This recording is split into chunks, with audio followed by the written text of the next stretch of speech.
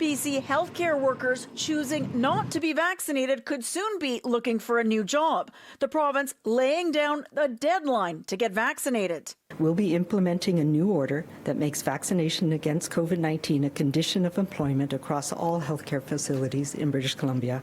This includes provincial or provincially contracted healthcare facility workers, students, physicians, residents, nurses, contractors, volunteers accessible to patients, home and community care workers. It follows long-term care and acute care workers needing their doses by October 12th. And that's why Dr. Henry says she's making this clear today. There's some concerns that healthcare workers in long-term care would leave long-term care and move to other parts of the healthcare sector where they would not necessarily need to be immunized. That's not an option. Workers can get their shots or be reassigned or be out of a job. There is accommodation for some specific situations, but not most. The ultimate end for people who choose not to be immunized who work in healthcare is a leave without pay.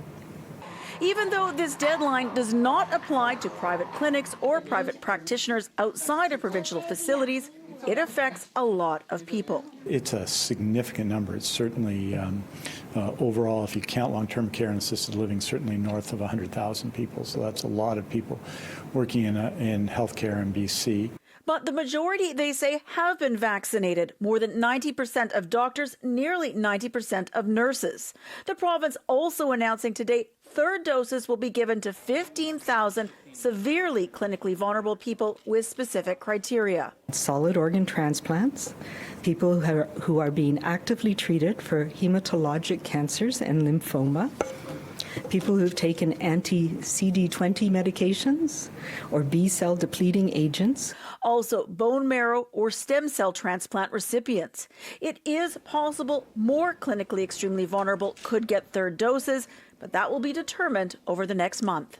For City News in Victoria, I'm News 1130's Lisa Yuzda.